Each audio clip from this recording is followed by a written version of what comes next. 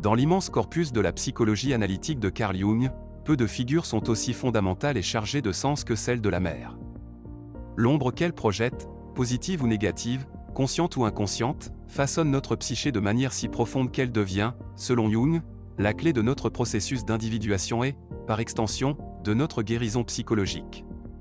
Cette affirmation provocatrice que l'on ne peut véritablement guérir tant que l'on n'a pas compris la nature de sa relation avec sa mère n'est pas une simple formule, mais une invitation à explorer les couches les plus archaïques de notre être.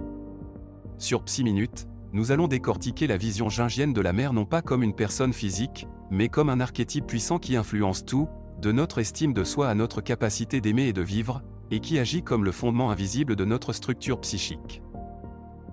Pour Jung, l'archétype de la grande mère est universel et bipolaire, résidant au cœur de notre inconscient collectif. Il incarne à la fois la source de vie, la nourriture, le réconfort, la sécurité, la fertilité, la sagesse instinctive et le refuge. C'est la figure de la mère bonne, celle qui nous a permis de survivre et de nous développer. Mais cet archétype porte aussi en lui la face obscure et terrifiante, le danger, l'engloutissement, l'obscurité, la mort, l'immobilisme et la surprotection étouffante. C'est la figure de la mère mauvaise, celle qui menace de retenir l'individu dans un état de dépendance infantile, l'empêchant de naître réellement à lui-même. Ces deux facettes résident dans l'inconscient collectif de chaque individu et déterminent la manière dont nous percevons et interagissons avec notre mère biologique. La mère concrète devient le premier réceptacle de cet archétype. Si cette relation primaire est empreinte d'amour et de sécurité sans être étouffante, l'enfant intègre la partie positive de l'archétype, lui conférant une base solide pour l'exploration et la confrontation du monde. Mais si l'expérience est marquée par la négligence, l'abus, la surprotection excessive ou l'absence émotionnelle, c'est la face négative de l'archétype qui prend le dessus, créant des complexes puissants et autonomes. C'est là que le concept de complexe maternel prend toute sa signification. Le complexe n'est pas une maladie, mais un ensemble d'idées et d'images chargées émotionnellement qui agissent de manière autonome dans l'inconscient, comme un fragment de psyché qui nous contrôle à notre insu. Le complexe maternel est sans doute le plus puissant après celui de l'ego. Il se forme lorsque les expériences avec notre mère réelle se heurtent de manière traumatique ou répétitive à l'archétype, créant une blessure psychique qui déforme toute relation ultérieure. Jung a décrit l'impact de ce complexe différemment selon le sexe de l'individu. Chez l'homme, un complexe maternel négatif peut se manifester par une peur chronique de l'engagement, où la femme est inconsciemment perçue comme un piège, une force qui va l'engloutir et lui ôter son autonomie, le retenant dans l'enfance. Il peut aussi se manifester par une recherche compulsive de partenaires qui agissent comme une mère de substitution, incapable de construire une relation d'adulte à adulte. Une autre forme est l'identification excessive au féminin, le rendant passif ou hypersensible. Chez la femme, le complexe maternel peut se traduire par la difficulté à s'affirmer face à d'autres femmes, une rivalité inconsciente avec sa propre mère, ou une identification excessive au rôle de mère et d'épouse, au détriment de sa propre individualité et de sa carrière professionnelle. A l'inverse, il peut provoquer un rejet total de la féminité et de la maternité, conduisant à une surcompensation dans le domaine masculin.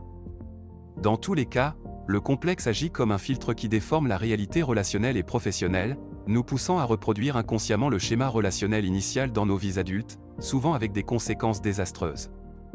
L'individu est alors incapable de distinguer la figure de sa mère de la réalité de ses partenaires, de ses amis ou même de ses collègues.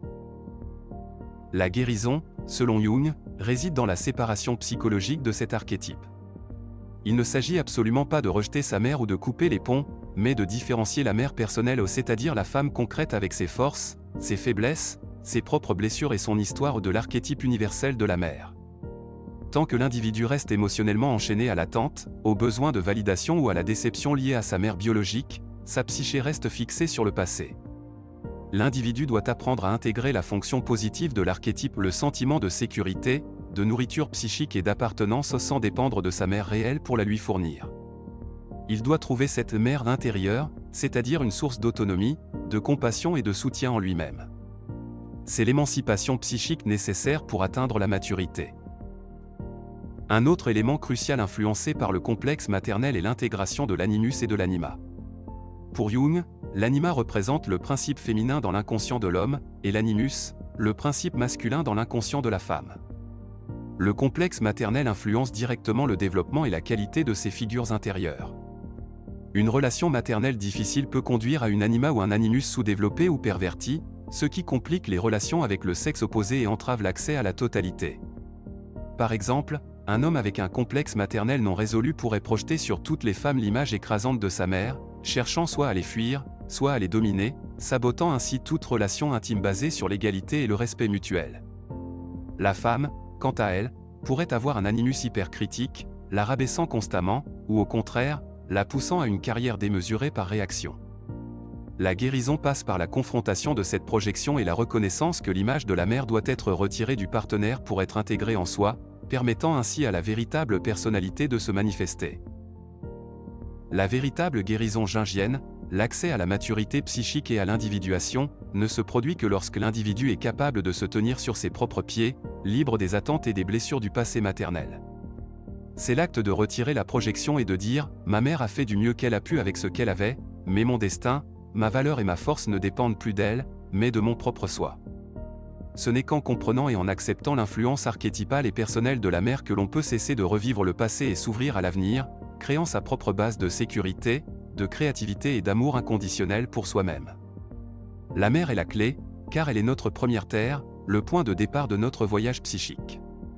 Tant que cette fondation est instable ou que nous cherchons encore la réponse à l'extérieur, l'édifice de notre soi ne peut être achevé, et la guérison reste superficielle.